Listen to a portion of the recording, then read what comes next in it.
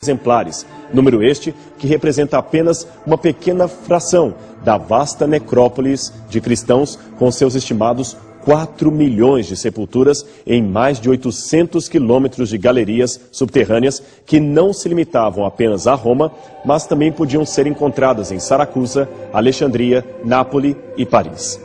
Nesta silenciosa cidade dos mortos, diz Stott, vemos-nos cercados por uma poderosa nuvem de testemunhas, uma multidão que ninguém pode contar, cujos nomes, desprezados na terra, estão escritos no livro da vida. Mas quem foram os mártires que ali estavam? O que as lápides nos revelam a seu respeito?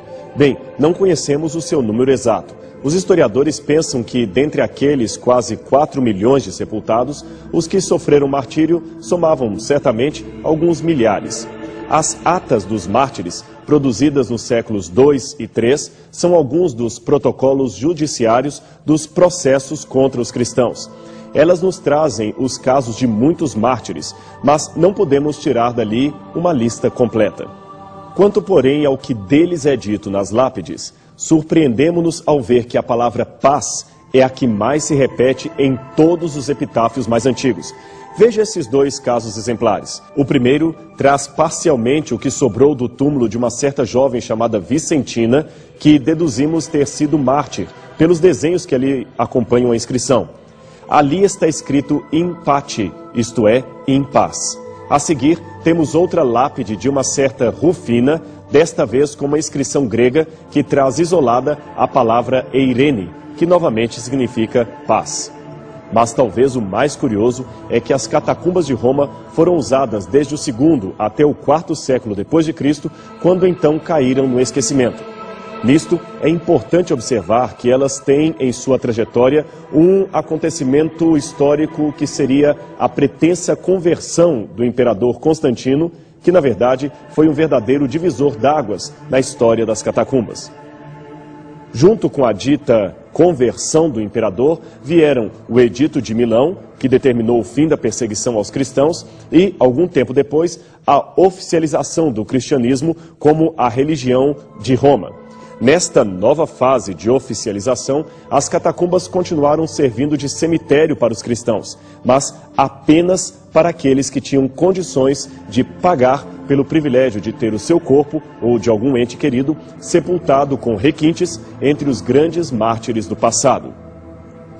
Embora não tenhamos tempo para tratar de pormenores aqui, é bom que se saiba que o que parecia ser uma vitória do cristianismo transformou-se na pior derrota da história da igreja, pois esta perdeu em grande parte a sua identidade apostólica, tornando-se apenas um sincretismo das antigas religiões greco-romanas e religiões pagãs, como ainda usando também o seu poder para perseguir, na Idade Média, aqueles que se arriscavam a questionar os novos dogmas da igreja.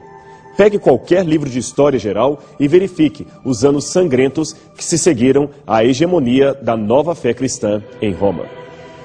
Continuando, pois, o nosso raciocínio, se dividirmos e compararmos as epígrafes das catacumbas cristãs escritas antes e depois de Constantino, isto é, no período em que a igreja era perseguida e depois no período em que gozava paz e status imperial, veremos diferenças muito acentuadas entre o espírito dos que tinham liberdade e daqueles que deram sua vida por amor a Cristo. Vejamos alguns exemplos de epitáfios pré-constantinianos, ou seja, escritos na época em que mártires morreram testemunhando por sua fé.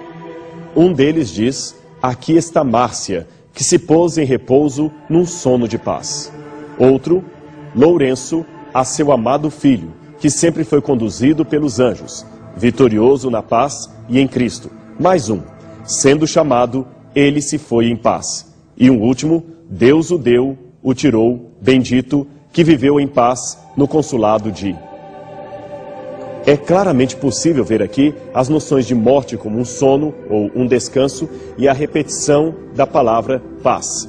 E também, finalmente, o louvor e confiança em Deus expressos num clima de muita esperança. Aliás, de uma impressionante esperança, pois os que escreveram estas palavras foram, lembremos, perseguidos e mortos. Agora, vejamos alguns epitáfios pós-constantinianos, isto é, da época em que a religião cristã se tornou estatal. Veja agora como eram os epitáfios pagãos. viva para a presente hora, pois não temos certeza alguma quanto ao amanhã. Outro, eu, Procópia, levanto minhas mãos contra Deus que me levou inocente. Ela viveu 20 anos, Próclus erigiu este. E mais um, Caius Július Maximus, 2 anos e 5 meses. Ó infortúnio, implacável, que te deleitas na morte cruel, por que me foi arrancado tão repentinamente aquele que se reclinava no meu colo? Esta pedra marca o seu túmulo, eis sua mãe. Aonde estão as palavras de esperança e paz? Aonde está a obediência e o louvor a Deus? Se foram com a chegada dos novos tempos de bonança. Isso talvez não corresponda a todo o problema do sofrimento, mas nos oferece um bom elemento para refletir sobre a própria dinâmica do grande conflito entre as forças do bem e do mal. Se sofrermos demais, não suportaremos, mas se sofrermos de menos, jamais saberemos quão mal é o mal e não desejaremos nos livrar dele. Por isto, talvez Deus até permita alguns problemas, alguns sofrimentos, para que almejemos o céu e lembremos-nos que esse mundo é passageiro e nossa vida aqui apenas um ensaio para a vida no porvir. E quanto a você? Está disposto a seguir a Deus em todo e qualquer momento, mesmo que seja num tempo de perseguição e não de bonança? Pense bem, pois como disse um profeta anônimo, provação vai, provação vem, para que se saiba afinal quem é quem. Que o mesmo espírito de fé, coragem e esperança que motivou os cristãos primitivos norteie hoje e sempre o cristianismo que há em todos nós. Chegamos ao final do programa, mas se quiser nos mandar um e-mail, escreva para evidências@novotempo.org.br.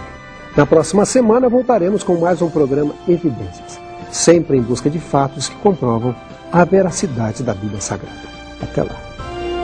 Este programa tem o apoio cultural do NASP, Centro Universitário Adventista de São Paulo, em parceria com a TV Novo.